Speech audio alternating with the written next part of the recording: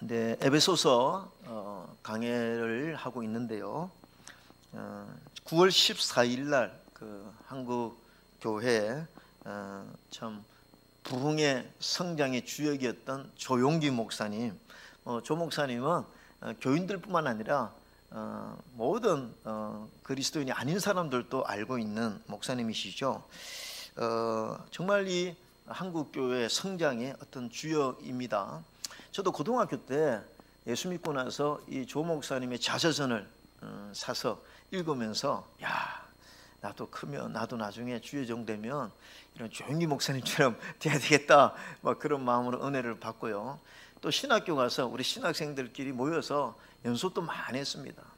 사랑하는 여의도 성도 여러분, 하나님께서 여러분들을 사랑, 이러면서 막 연습도 많이 하고 정말 영적 스타였죠.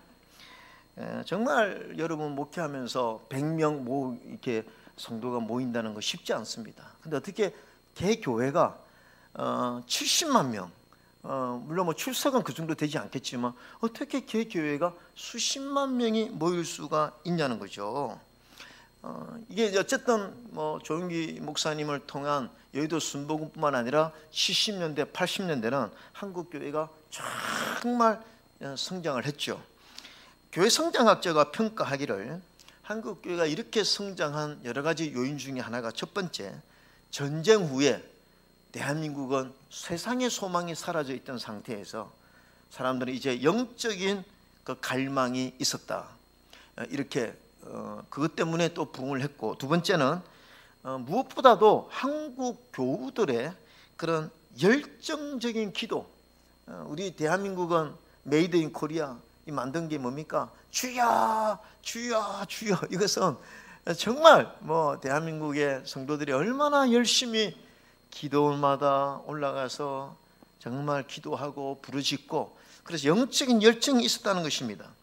세 번째가 뭐냐 하면 유교적 문화 속에 있었던 한국은 그 주의 종, 영적 지도자에 대한 그 존중의 자세가 있었다는 거예요. 그래서 영적 리더십을 발휘할 수가 있었다는 것입니다. 그런데 그러니까 이제 목회자를 중심으로 성장해 왔다는 거죠.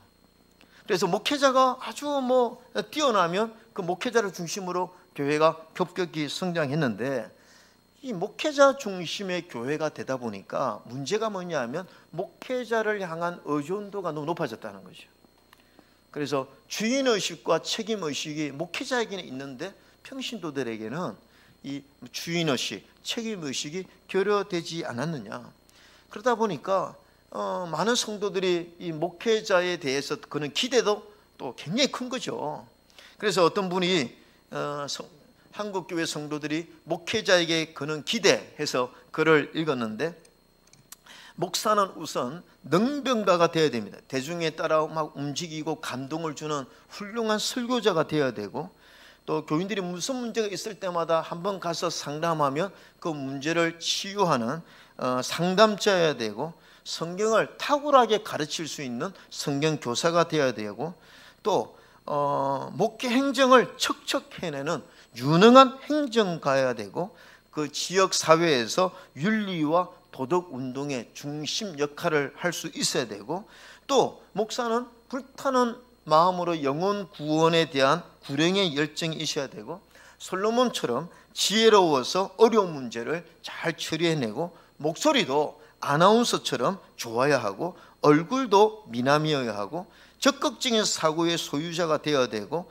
병든 자를 기도로 고치는 신유의 능력이 있어야 되고, 사람이 죽으면 훌륭한 장의사 역할도 해야 되고, 또 젊은이들이 결혼하면 훌륭한 결혼식 주례자여야 되고, 또 새벽에도 일찍 일어나고 부지런하고 근면한 사람이 되어야 되고, 목사는 화도 내지 않는 비둘기같이 순결하고 양같이 온유한 성품을 가지고 있어야 한다. 여기보다 더 많이 있지만 여기까지 생략하겠습니다. 여러분, 하나님은 그런데 이런 탁월한 만능 탤런트를 가지고 있는 목회자를 주의 종으로 부르지 않았다는 거예요. 어떻게 알 수 있느냐? 저만 보면 알 수 있어요. 그리고 많은 목회자들 보면요, 때로는 부족하고 연약하고 많은 것을 갖추지 않은 사람들을 이상하게 하나님이 주의 종으로 택해서 사용할 때가 많다는 것입니다. 그러면 어떻게 그러면 이렇게 부족한 자를 주의 종으로 세워서 주님은 주의 몸된 교회를 세워나가기를 원하시는가? 그러면 하나님은 영적 지도자를 불러서 그에게 무슨 일을 시키기를 원하시는가? 에베소서에 나와 있습니다. 자, 11절 한번 읽겠습니다. 11절 시작. 그가 어떤 사람은 사도로, 어떤 사람은 선지자로, 어떤 사람은 복음 전하는 자로, 어떤 사람은 목사와 교사로 삼으셨으니. 자, 여러분 여기에서 하나님이 교회를 어떤 사람은 사도, 선지자, 목사와 교사죠. 저 보세요. 사도는 누굽니까? 사도는 예수님이 직접 부른 제자를 말합니다. 지금은 사도가 없어요. 두 번째, 선지자는 누굽니까? 구약 시대와 신약 시대 사이에 하나님이 특별한 선지자를 세워서 메시지를 준 그런 사람이 선지자죠. 지금은 이런 선지자가 있을 수가 없겠죠. 그 다음에 복음 전하는 자, 목사와 교사는 그 당시 시대적 상황에서 보면 오늘날로 말하면 영적 지도자들입니다. 풀타임으로 복음을 위해서 섬기는 영적 지도자, 오늘날로 말하면 목회자를 말하는 것이죠. 자, 그러면 하나님이 이런 목회자를 교회마다 세우는 거예요. 그럼 이 목회자에게 하나님 뭘 원하시는가? 그게 12절에 나와 있습니다. 이는 성도를 온전하게 한다는 거예요. 그리고 봉사의 일을 하게 하며 그리스도의 몸을 세우려 하심이라. 그런데 이 부분에 우리가 번역이 조금 잘못된 부분이 있는데, 여러분, 성도를 온전하게 하는 주어는 누구냐? 목사와 교사와 선지자와 이런 사람들이라는 거예요. 그런데 여기에서 봉사의 일을 하게 하고 그리스도의 몸을 세우는 주어는 뭐냐? 이게 성도라는 것입니다. 헬라 원문에 보면 성도가 주어예요. 그래서 목사는 어떤 역할을 하느냐? 말씀과 기도의 전무에서 여러분에게 하나님 말씀을 선포함으로 여러분이 그리스도의 은사를 가지고 그리스도의 성품을 가지고 믿음이 성장한 사람이 되게 만들고, 여러분들은 봉사의 일을 하게 하고 그리스도의 몸을 세우는 그 책임과 역할이 여러분에게 있다는 것입니다. 여러분, 요 근래 제가 에베소서를 강의하면서 교회론에 대해서 여러분에게 가르치고 있죠. 우리는 함께 교회를 세워나가야 될 책임이 있는 거죠. 예수님께서 십자가에 죽으시면서 부활하시기 전에 우리 모든 그리스도인들에게 대사명을 주셨어요. 이건 목회자에게만 준 게 아닙니다. 그것이 무엇입니까? 마태복음 28장 18절, 예수께서 나와 말씀하여 이르시되 하늘과 땅의 모든 권세를 내게 주셨으니 그러므로 너희는 가서 모든 족속으로 제자를 삼아 아버지와 아들과 성령의 이름으로 침례를 베풀고, 20절 여러분 읽겠습니다. 시작.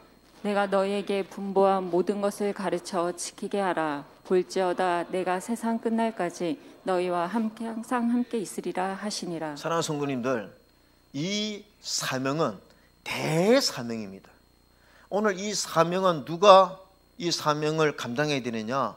목회자 아닙니다, 여러분. 모든 성도들입니다. 여러분들에게 주신 하나님의 명령입니다. 그런데 여기에서 4개의 동사가 등장하죠. 가라, 그 다음에 제자를 삼으라, 그 다음에 침례를 베풀어라, 세례를 베풀어라, 4번째 가르쳐 지키게 하라. 근데 여기에서 명령형의 동사 하나밖에 없어요. 우리에게 명령하는 거. 그것이 뭐냐면 제자를 삼으라는 것입니다. 그러면 하나님이, 우리 예수님이 우리 믿는 모든 성도들에게 믿는 자는 누구든지 감당해야 될 대사명이 뭐냐면 여러분이 제자 삼아야 되는 거예요. 여러분 제자 삼아야 됩니다. 이거는 해도 되고 하기 싫으면 하지 않아도 되는 게 아니라 그리스도인들이라면 누구든지 하나님 앞에서 제자를 삼는 이 사역은 우리가 해야 될 사명이라는 거예요. 자, 그러면 21세기 우리 교회 생활하면서 제자를 어떻게 삼을 수가 있습니까? 오늘 이 구절을 지금까지 이렇게 많이 해석했죠. 이거 전도하는 것이다. 우리 전도하는 것이다. 아닙니다. 제자를 삼는 것입니다. 그러면 제자는 어떻게 삼는 것입니까? 내가 그리스도의 성품을 가지고 성령의 은사를 가지고 믿음이 성장하여 나 같은 사람을 만들어내야 되는 거예요. 내가 믿음이 좋아서 나 때문에 믿음 좋은 사람을 만들어내는 것이, 이게 제자 삼는 사역인 것입니다. 여러분, 신학자 본 헤프는 이렇게 말했습니다. 그리스도는 교회 공동체로 실존하신다. 그래서 예수님이 원하시는 믿음의 삶이 뭔가, 교회의 삶이 뭔가 우리 알아야 돼요. 여러분, 예수님이 이 땅에 오셔서 부흥회를 했다면요, 한 번에 수십만 명 전도됐을 거예요. 뭐 조영기 목사님 뭐 10배, 100배 더 영향을 미쳤겠죠. 근데 우리 주님 이 땅에 오셔서 90% 하신 일이 뭡니까? 주님은 12명 제자 불러가지고요, 제자들과 함께 밥 먹고 자고 함께 거닐고 그들을 가르치고, 이 일에 주님의 사역에 전 에너지를 다 투자하지 않으셨습니까? 그러면 주님이 불렀던 그 제자들이 누굽니까? 네, 문제가 있나요? 문제가 있나요? 아니죠. 네, 집중해 주세요. 네. 예수님이 부른 제자들 중에서 아주 변덕스러운 베드로도 있었고, 그죠? 요한과 야고보, 이 사람 뭐 서로 질투했잖아요. 가룟 유다, 뭐 이거 주님 배반했잖아요. 도마는 의심이 굉장히 많았잖아요. 그 다음에 뭐 그 당시 그냥 매국노라고 불렀던 세리 마태도 있었고, 반로마파였던 열심당 시몬도 있었고, 하여튼 문제가 많은 사람들, 이런 사람들이 주님의 제자였습니다. 그런데 주님과 함께 더불어 먹고 마시고 주님의 가르침을 받으면서 이들이 변화되기 시작했죠. 그 다음에 주님의 십자가를 경험하면서 부활의 주님을 만나면서 이들이 변화되었습니다. 그래서 이들은 서로 사랑 안에서 하나가 되고, 십자가 죽으시기 전에 주님이 제자들의 발을 씻기면서 너희도 이와 같이 서로 사랑하라, 너희가 하나가 되어라. 그래서 주님은 속으로 공동체를 만드셨습니다. 하나가 되게 만들었죠. 주님이 하신 일은 뭐냐면 제자를 삼으신 거예요. 주님이 제자들에게 너도 제자 만들어라는 거예요. 나처럼 내가 너희들을 먹고 마시고 너희들에게 선한 영향을 미친 것처럼 너희도 서로 사랑해서 주님 닮은 제자를 만들어내라고 하는 것이 이 주님의 뜻이라는 것입니다. 그래서 여러분, 지금 교회론을 가르치면요, 자 15절에 보면 오직 사랑 안에서 참된 것을 하여 범사에 그에까지 자랄지라. 그는 머리니 그리스도라. 우리가 믿음에 성장하여 자라야 됩니다.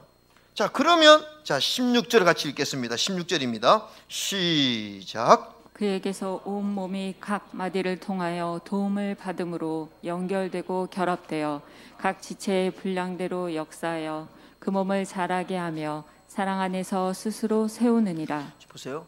각 몸이, 그죠? 그 몸이 각 마디를 통하여 도움을 받음으로 연결하고. 여러분, 교회는요 마디가 있어야 세워진다는 겁니다. 사람의 몸에 뼈가요 206개가 있대요. 그러면 뼈와 뼈 사이는 마디가 있지 않겠습니까? 그러면 사람의 몸에는 마디가 200개 이상 있는 거죠.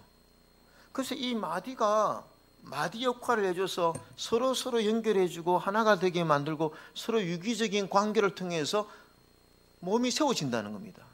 그러면 교회를 세우는 정말 책임 있는 사람이 누구냐? 마디라는 거예요. 마디. 그래서 여러분이 각 마디가 되어줄 때 교회는 건강한 겁니다. 교회 마디가 없으면, 여러분 마디가 없다고 생각해 보세요. 어떻게 몸이 세워질 수가 있겠습니까? 그래서 그 교회가 건강하냐, 주님이 원하시는 교회냐, 이거는 그 교회에 얼마나 건강한 마디가 있느냐로 우리는 판가름할 수가 있다는 것이죠. 여러분, 제가 교회 성장학에 대해서 연구를 할 때요, 정말 제가 몇 번 읽은 책이 있습니다. 크리스찬 수바르츠가 지은 자연적 교회 성장이라고 하는 책인데, 우리 교회도 사실은 제가 논문을 쓸 때도 이 책이 아주 저에게 많은 영감을 주었는데, 이 자연적 교회 성장이라는 책은요, 아주 이게 그냥 일반 책이 아닙니다. 크리스찬 수바르츠라고 하는 독일 신학자여 목사인데, 독일에는 이런 신학자들에게 막 재정적으로 지원을 해줘요. 그래서 국가의 도움을 받아가지고 막대한 지원을 받아서 세계를 다니면서 리서치를 한 것이에요.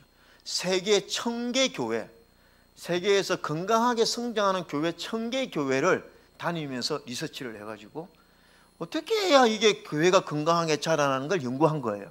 근데 이 자연적 교회 성장에서 공통적으로 세계에 정말 순복음교회, 침례교회, 장로교회, 감리교회, 어쨌든 지역마다 건강하게 성장하는 교회들을 살펴보니까 한 가지가 있냐, 한 가지, 여러 가지, 8가지가 있는데 그 중에서 정말 중요한 것 중에 하나가 뭐냐 하면 건강한 소그룹이 있다는 것입니다.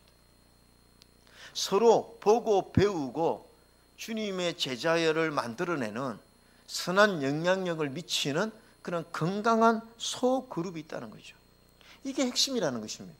주님께서 원하시는 것은 뭐냐? 여러분이 각 마디가 되어서 여러분 때문에 주님의 은혜가 전달되어지고, 여러분 때문에 여러분이 예수님 닮고, 예수님 닮은 여러분 때문에 옆에 성도가 예수님 닮아지는 그런 건강한 소그룹이 있는 교회가 건강한 교회라는 거죠. 그래서 교회는요, 소그룹 안의 교제가 얼마나 중요한지 몰라요. 여러분, 세상을 떠나신 성공의 대천덕의 그 토레이 신부님, 이분은 성공회입니다. 신부라고 해서 천주교가 아닙니다. 성공회는 우리 개신교죠. 이 신부님이 교회 생활의 본질을 많이 가르쳤는데, 이분이 항상 하는 말이 있었어요. 우리가 교회 한자를 어떻게 가르칩니까? 가르칠 교, 모일 회에서 회중회 해가지고 교회 이렇게 하지 않습니까? 그 다음 보여주세요. 교회라고 이렇게 쓰지 않습니까? 그런데 이게 잘못됐다는 거예요. 교회는 저런 한자를 쓰면 안 된다는 거죠. 가르치는 모임이 교회가 아니라 교제할 교자를 써야 된다는 겁니다.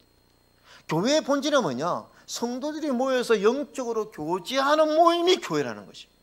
그래서 영적으로 교제함을 통해서 서로 다른 사람에게 믿음의 본을 보이면서 제자를 만들어내는 것이, 이게 주님의 사명이라는 것입니다.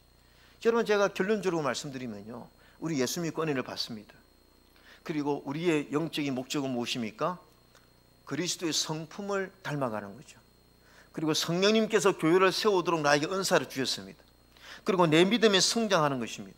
그래서 믿음이 성장하면서 내가 무엇이 되어야 되느냐? 마디가 되어야 되는 거예요. 교회 마디가. 그래서 그 마디가 되어서 나를 통해서 다른 사람에게 믿음의 영향력을 전달해 줘야 돼요. 그래서 나 때문에 예수님 닮은 제자들이 만들어지는 것, 이것이 하나님이 여러분에게 명령한 대사명이라는 것입니다. 여러분 때문에 예수님 닮은 사람 나오고 있습니까? 여러분 때문에 믿음의 영향력을 끼치고 있습니까? 그러면 사명을 여러분이 이루고 있는 것입니다. 그래서 각 마디가 되는 것이 얼마나 중요한지는 몰라요. 저는요, 실제적으로 그러면 이런 제자 삼는 사역이 현대 교회에서 이루어지는 장은 뭘까? 저는 목장이라고 생각하는 거죠. 그래서 우리 교회 목장을 이렇게 지금 우리가 하고 있는 것입니다. 여러분, 목장이 얼마나 소중하느냐? 저는 제가 목회를 하면서요, 제 설교를 통해서 성도들이 변화되는 것도 있지만 성도들의 믿음이 성장하는 것은 목장 안에 있습니다. 여러분, 참 신기한 것은요, 목장 안에서 믿음 좋은 사람이 두 사람만 있으면요, 그 안에 목원들은 금방 믿음이 성장해요. 내가 힘들고 어려울 때 주님께 기도했는데 주님이 이렇게 도와주셨다. 너무 하나님께 감사하다. 우리 가정이 완전 깨어질 뻔했는데 주님의 은혜 때문에 이렇게 세워졌다.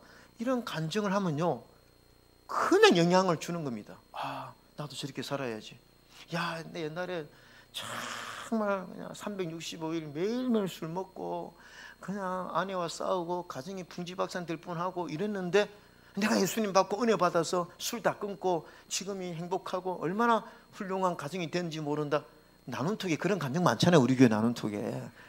그렇잖아요. 그러면 깨어지는 가정이 그 집사님 때문에 우리 가정도 저렇게 본받아야 되겠다. 그러면서 주님 닮아가는 거예요. 그래서 이 각 마디가 얼마나 중요한지 몰라요. 그래서 교회는 담임 목사도 중요하지만 제가 제일 중요하겠죠. 제가 무너지면 성도들이 시험 들겠죠. 그러나 저도 중요하지만 정말 중요한 것은 각 마디 집사님, 장로님, 목자, 부서장님, 각 교회학교 교사들이에요.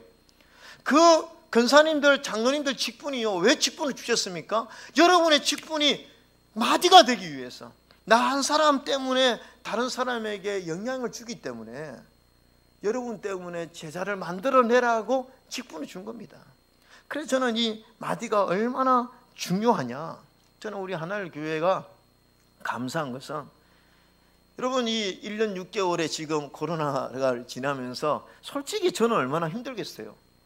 목회를 지금까지 역동적으로 목회를 해왔는데 목회를 할 수가 없어요. 부흥회를 할 수가 있습니까? 식당에서 삼겹살을 구워 먹을 수 있습니까? 여전도에 연합회를 할 수가 있습니까? 성경 공부를 할 수 있습니까? 아주 힘든 거죠. 할 수 있는 것은 저는 그저 말씀 준비해서 설교하는 건데, 여러분 사실요 설교도요 현장에서 여러분이 앉아 있어서 설교하는 거하고 집에서 여러분 온라인으로 설교 주고 듣고 하는 거, 이거는 차이가 많은 거죠. 차이가 많은 거죠. 지난번에 우리 김한원 목사님 설교했는데 현장에서는 엄청 은혜 받았다는데 온라인에서는 경상도 사투리로 무슨 말인지 잘 몰라가지고 은혜가 떨어졌다. 그만큼 이게 차이가 나는 겁니다. 자, 이럴 때 여러분, 저는 이렇게 기대하는 거 너무 감사한 게 뭐냐면, 우리 목자들이 자기 목원들 기도하고 케어하고, 지금 교회학교 아이들요 지금 믿음 1년 몇 개월 동안 교회 못 나오고 있습니다. 근데 교회학교 교사들이 그 아이들 전화 신방하고 전도사님하고 목사님이 케어하고, 또 어제는 보니까 우리 학생부 교사들이 다 다니면서 전도사님하고 간식, 시험 간식 나눠주고 그렇게 하는 거고, 또 여전도회 남전도회 어쨌든 서로 돌아보면서 이렇게 하니까 얼마나 제가 감사합니다. 그러니까 교회가 세워지는 거죠. 그렇지 않으면요 교회는 건강하게 세워지기 어렵습니다. 여러분, 아까 제가 서두에서 말했던 조영기 목사님이 하나님이 그분에게 은사를 주셨죠. 어떤 은사를 주셨습니까? 신유의 은사를 주셨어요. 그래서 여러분, 실제로 조영기 목사님은요 투시 은사와 신유 은사를 같이 받았는데, 강대상에 설교하다가 하나님이 보여주시는 거예요. 저 오른쪽 셋째 줄에 오늘 위암 말기 환자 하나님 고쳐주셨습니다. 고침 받는 거예요. 폐병 환자 오늘 오셨습니다. 하나님이 이 시간 치유해 주셨습니다 하면요 그분 치유되는 거예요. 왜? 이게 진짜 그렇게 보이니까 하나님이 조 목사님에게 정말 그런 신령한 은사를 주셨죠. 저도 참 그런 은사가 있다면 하나님 위해 막 엄청 부응했을 텐데.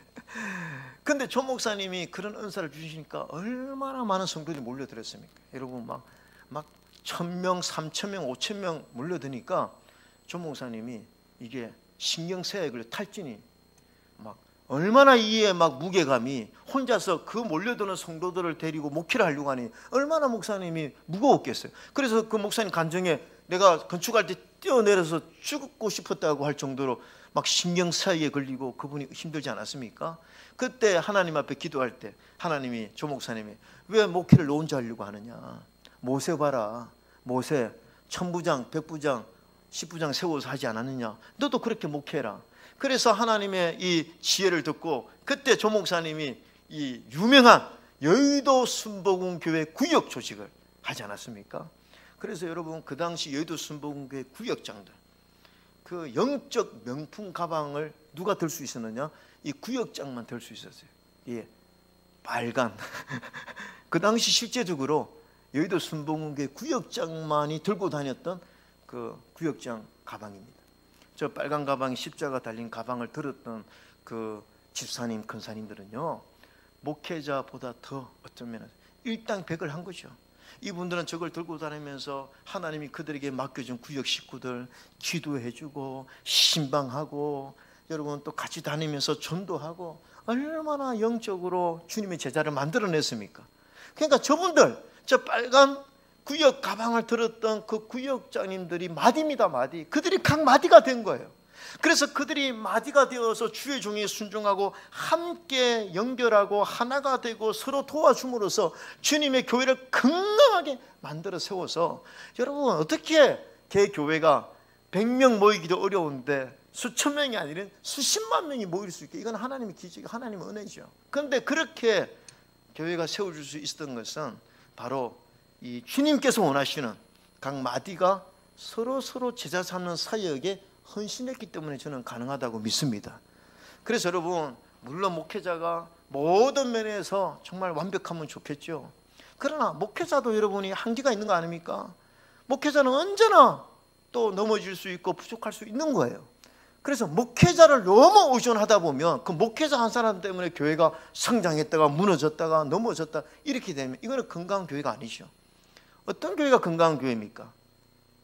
목회자의 역할은 그저 말씀을 잘 주면서 선포하는 것이고, 성도들을 케어하고 전도하고 신방하고 본을 보이고 또 상담하고 하는 모든 것은 각 마디되는 오늘 이 자리에 계신 여러분들이 하는 것인 줄로 믿습니다.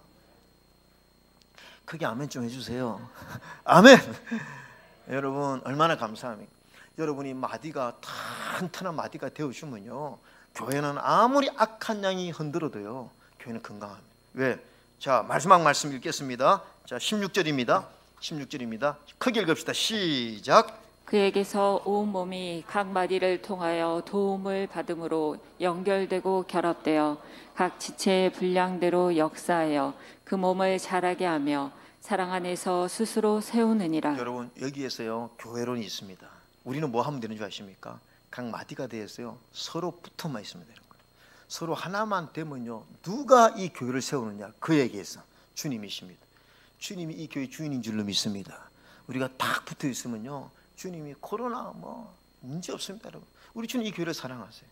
그래서 주님께서 여러분에게 영적인 은혜를 주시고 함께 해주시고, 주님이 이 교회를 세우나 우리는 어떤 역할을 하면 되느냐? 우리는 주님과 함께 붙어 있고 서로 유기적인 관계로서 서로 믿음 안에 교제하면서 구역, 목장, 교회, 학교, 여전도회, 남전도회, 우리 교인들끼리 서로 사랑으로 하나만 되어 있으면, 여러분, 교회는 누가 세워나가느냐? 우리 주님이 세워나가는 거죠.